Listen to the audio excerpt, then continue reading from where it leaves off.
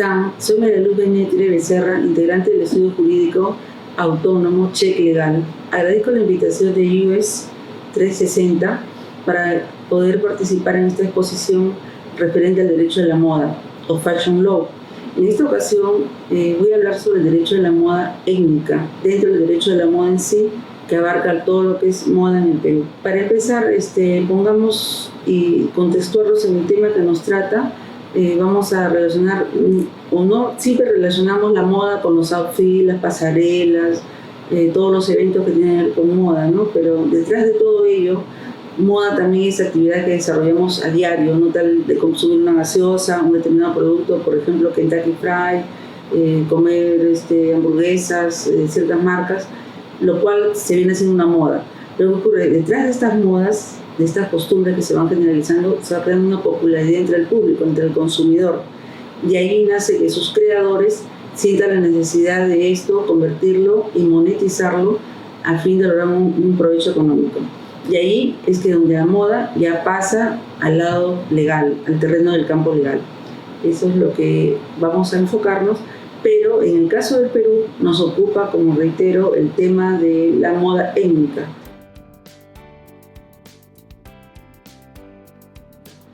En nuestro país tenemos culturas étnicas de las comunidades nativas y campesinas, las cuales sirven de inspiración, ¿no?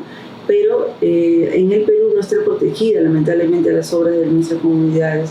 De ahí que hay unos conceptos que me pregunto, ¿no? ¿Qué significa apropiarnos culturalmente de la industria de la moda étnica en el Perú? ¿Qué consiste? Continuando, como les estaba diciendo, el tema de la apropiación cultural, para entenderlo hay que partir por definir qué cosa es moda étnica. La palabra étnico significa pueblo, nación, ¿no? De ahí donde se ha tomado en cuenta todos nuestros diseños, nuestras prendas y accesorios derivados de nuestros pueblos del Perú. Lo que actualmente demuestra es utilizado, por ejemplo, como íconos de danza, el cuy, ¿no? Bordados, aves típicas que tenemos en nuestros litorales peruanos, frases en quechua, muy tomado últimamente por los restaurantes de comida. Existe un estilo también urbano que también trata y resalta la figura de nuestros precursores. Ejemplo, nuestro Tupac Amaru, nuestro precursor de la nación, de la independencia, donde hay polos que se ven y son muy utilizados por los jóvenes.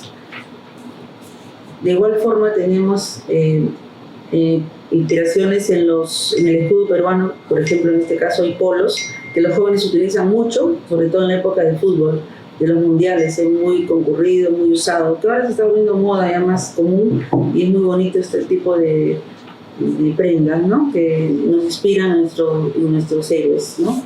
También hay en las vírgenes, de Sarita Colonia, ¿no? Todo ello que a los jóvenes mucho les agrada.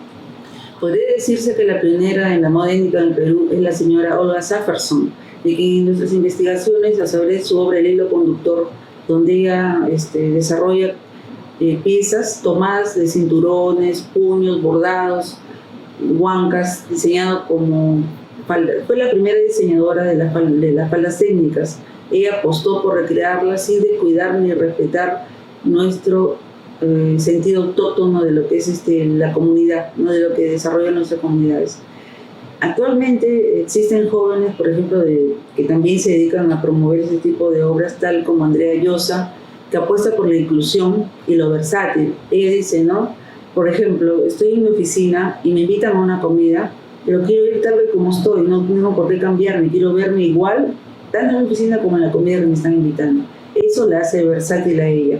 Y la inclusión significa, por ejemplo, ella no ve mal que una joven de talla S y una señora de talla XL utilicen la misma prenda, que igual se ven las dos de bellas, de damas y lucen muy bien. No tiene por qué discriminarse una señora que usa talla grande con una jovencita, ¿no? Que igual eso se llama moda inclusiva en su concepto de esta diseñadora, ¿no?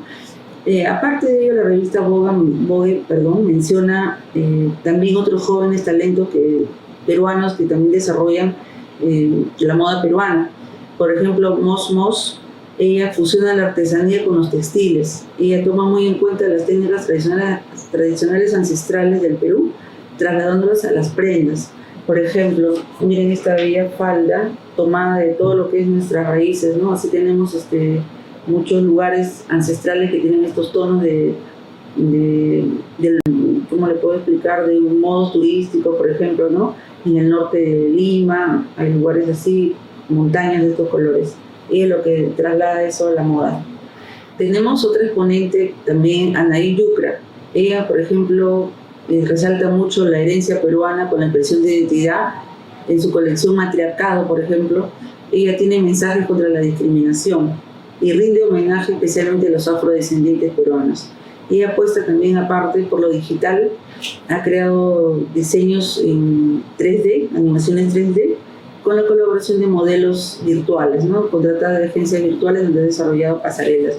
Acá tengo un ejemplo de ella, de sus diseños que ella ha promovido en animaciones 3D, que se ven muy interesantes y bonitas, ¿no? Y sobre todo que es nuestra cultura afrodescendiente. También tenemos la marca DNI, que significa Documento Nacional de Identidad. Esta es creada por dos gemelos peruanos que nacieron en el norte, pero radican en París. Y ellos rescatan del Perú, por ejemplo, las vivencias, los textiles, lo combinan, ¿no? Haciendo un homenaje a todas nuestras costumbres. Ellos, por ejemplo, no utilizan las telas del stock de las altas costuras que a veces marcas de lujo desechan, ¿no? Ellos las adquieren, pero ellos producen marcas de tal manera que no les sobre, o sea, no hacen un fast fashion de la ropa, ¿no? Para que no haya sobras y eso cree a veces problemas de contaminación quizás, ¿no? O desperdicio que pueda darse, ¿no? Ellos desarrollan una moda eco-friendly, muy amigable. Tenemos, por ejemplo, esto, ellos están utilizando en sus blusas, en sus camisas, vivencias de los jóvenes, ¿no? Por ejemplo, ponen palabras, pico acholado en este caso, ¿no? Y qué es lo que a los jóvenes los identifica, pues, ¿no? En este tipo de ropa que ella produce. También tenemos otra diseñadora que es Griela Pérez. Ella es creadora de las polleras de Agus. Este es su sello de ella, su diseño distintivo en sus marcas.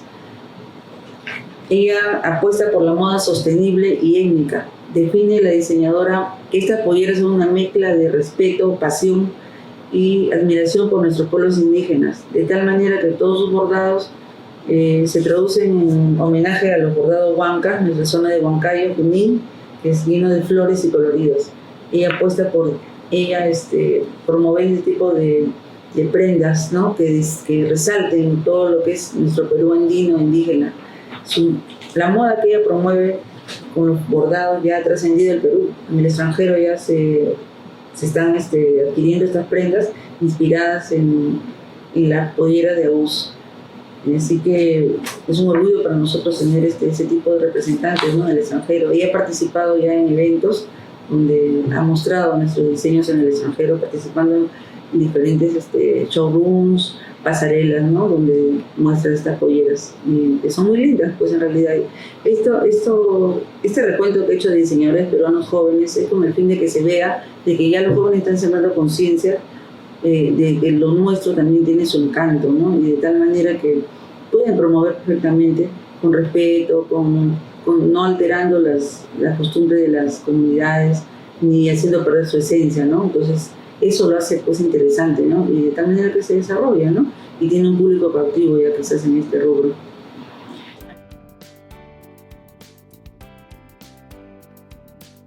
Habiendo definido ya lo que es el concepto de la moda étnica en el Perú, vayamos a otro punto que también es de interés y que también nace del derecho de la moda étnica, que consiste en la apropiación cultural de estos conocimientos, ¿no? De las comunidades. Significa el acto de tomar, usar, apropiarse todos los elementos de una cultura que no es la suya, ¿no? O sea, una persona toma para sí, se apropia sin ningún respeto por esta cultura e incluso obtiene réditos económicos. Eso se llama una apropiación cultural. Al respecto, la Organización Mundial de la Propiedad Intelectual define el mismo concepto, pero le agrega algo más, que es sin la autorización, ni conocimiento, ni compensación por dicho uso. Le agrega al concepto señalado anteriormente estos tres términos. ¿Existe alguna consecuencia legal si es que se usan diseños de las comunidades indígenas con fines lucrativos sin contar con alguna autorización? Claro, la ausencia de una normativa, desgraciadamente, en el Perú no es clara, no permite algo que defienda como debe ser a este tipo de conocimientos. Existe cuestionamientos sobre todo el uso de la industria de la moda basado en las expresiones culturales. Por ejemplo, la investigadora Rina de Pande sugiere que debe de existir respeto, que se garantice el derecho y sus autorizaciones a estas comunidades para que puedan usar cualquier persona o empresa todos sus conocimientos que ellos tienen. Hay ejemplos que conviene mencionar. Por ejemplo, el caso de la cultura chánica fue un diseñador brasilero llamado Oscar Mexaville. Él utilizó un permiso para poder pedir licencia de la comunidad nativa chánica y poner sus elementos en sus obras.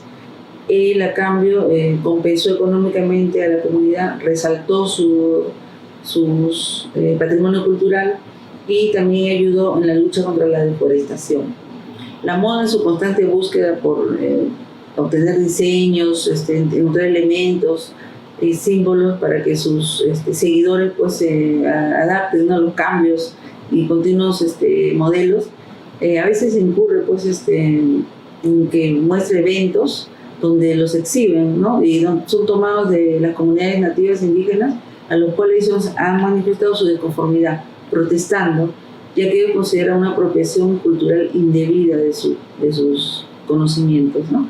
Tenemos un ejemplo claro, por ejemplo, en las zapatillas Nike, que ellos tomaron como modelo unos elementos de la comunidad colombiana y panameña,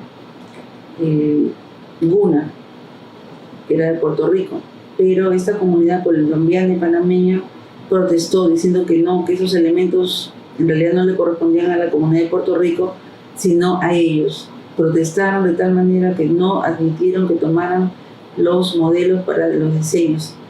Así que Nike tuvo que cancelar el proyecto y no pudo lanzar las zapatillas, pidiendo disculpas del caso también a las comunidades, ¿no?, que se sintieron afectadas, porque ellos dijeron que ese patrón mole que pretendían incorporar en las zapatillas son sus modelos Nike, estaban usándolo indebidamente.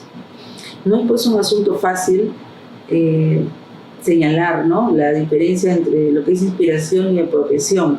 Es una diferencia muy sutil que acarrearía en realidad problemas de propiedad intelectual. Y para no caer en eso de la apropiación cultural de una comunidad que se sienta afectada, se deben tomar 3 cosas en el mundo de la moda, ¿no? Tomar contacto con el representante de la comunidad, que obviamente va a poder poner sus orígenes, qué es lo que ellos tienen para mostrar. Después, trabajar colaborativamente con ellos, estar participando continuamente, estar con los artesanos, con las tejedoras, con los bordadores, compartiendo con ellos, o sea, crear una comunidad. También nos preguntamos, ¿una empresa que usa diseño de una comunidad indígena debe pagarle por el uso de esos derechos? Lamentablemente, en el Perú solamente contamos con la ley 27.811 que protege los conocimientos colectivos de los pueblos indígenas, pero vinculados a los aspectos biológicos, ya los recursos biológicos, pero no existe directamente una norma que proteja la moda étnica, que no se da en las expresiones culturales de las comunidades indígenas, que se vean afectadas, ¿no? Si alguien copia un modelo, o sea, en nuestra opinión, al ver este vacío legal, debería tomarse los principios que genera esta norma 27.811, que prevé varios aspectos para evitar caer en estas apropiaciones indebidas, ¿no?, en caso una comunidad se sienta afectada, y evitar sobre todo, ¿no? ¿Qué hacer en este caso? Pedir ciertos requisitos, ¿no?, a la comunidad. Primero sería una autorización, un consentimiento previo, conversar con ellos si están de acuerdo o no que se va a tomar un elemento de sus ancestros, de sus principios o conocimientos, para que ellos decidan pues si van a permitir o no. Después, un contrato de licencia con ellos mismos, que sería un acuerdo con el pueblo indígena y sus representantes, y el representante de la empresa o la persona que quiera también llevar a cabo estos elementos para poder comercializarlos, ¿no? Obviamente debe estar inscrito en Indecopi para que tengan mayor fuerza en caso de que haya un reclamo, cualquiera de las partes, ¿no? Generalmente la comunidad se vería más afectada, ¿no? Y más desprotegida en este caso. Asimismo, también una identificación de las partes. El pueblo indígena debe estar perfectamente establecido en el contrato, señalar previamente qué conocimiento está cediendo, qué derechos a la persona que piensa explotarlos, ¿no? Por lo menos mencionar si se le va a pagar monetariamente o no monetariamente, pero sí debe haber un pago del 5% de la venta bruta, como se usa en los recursos hidrobiológicos, ¿no? Igual sería para el caso de la moda étnica, ¿no? Al usar los elementos de las comunidades indígenas. Asimismo, debemos tener en cuenta si estos elementos, estos conocimientos culturales ya han pasado al dominio público. ¿Qué ocurre? Que si la norma para la protección de estos conocimientos culturales data de 20 años atrás, conviene tener todo eso establecido. Ahí sí sería plausible que se le haga un pago a la comunidad, que puede ser dirigido para el fondo de las comunidades, ¿no? De los pueblos indígenas. Pero si ya pasó ese tiempo, antes de la norma, ya pasó los 20 años, ya no existe la obligación de pagar, porque ya pasó al dominio público, ¿no? Entonces habría que tener en cuenta esos elementos también para poder evitar caer en apropiaciones indebidas, ¿no? De las culturas indígenas.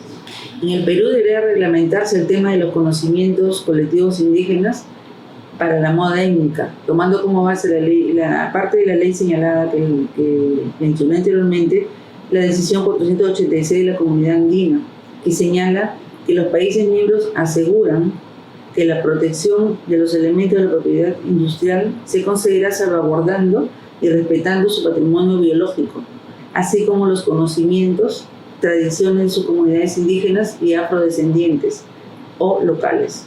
O sea, es un concepto más amplio, ¿no? Pero debería tomarse en el Perú, ya que estos países, las comunidades andinas, han acordado esa protección. El Perú no debería estar a la saga en este tipo de normas y proteger más a las comunidades con su moda étnica.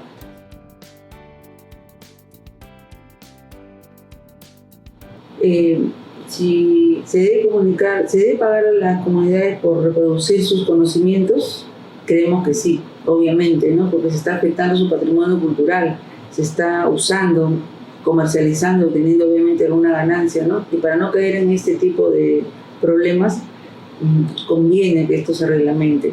Pero no obstante ello, una comunidad que está afectada, que alguien ha tomado sin su consentimiento algún elemento que ella considere que es suya, deberá de hacer una denuncia a Indecopi, a la Comisión de Derechos de Autor. Esa es la oficina que por lo menos protege estos derechos de las comunidades y no verse así dañadas ni afectadas económicamente, ¿no?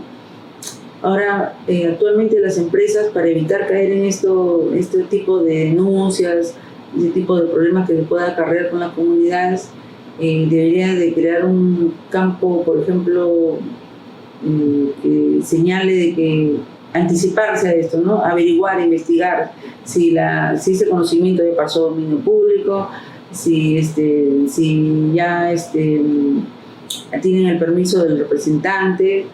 Luego también, para evitar acusaciones de apropiaciones culturales ni pérdida de socios, sobre todo en la empresa, margen de utilidad, se debe considerar todo este tipo de procedimientos, ¿no? Porque ya que las empresas están sometidas ahora a un escrutinio público y el Internet juega eso muy importante papel, ¿no? Porque ¿qué pasa? Que a veces ocurre de que hay una transgresión a estos derechos, todo el mundo podría atacarlos en la página web de la empresa, ¿no? O por Internet también mencionarlos y hacer público este tipo de agravios, por lo cual las empresas están muy sometidas al escrutinio a través del Internet. Otro aspecto que también es importante para las comunidades es cómo demostrar que son autores de algo, de un conocimiento colectivo que ellas quieran proteger y no sea posible que sea explotado indebidamente, ¿no? Y, por ejemplo, podrían, acorde con la tecnología digital, asegurar sus productos en TikTok, en Instagram, Facebook, ¿no? De tal manera que ellos lo tengan ahí registrado y sea también demostrable, ¿no? Así como una certificación ante un notario, que ellos son los dueños de ese elemento que se quiere entregar para el uso, ¿no? Para cualquier empresa o persona que lo quiera explotar.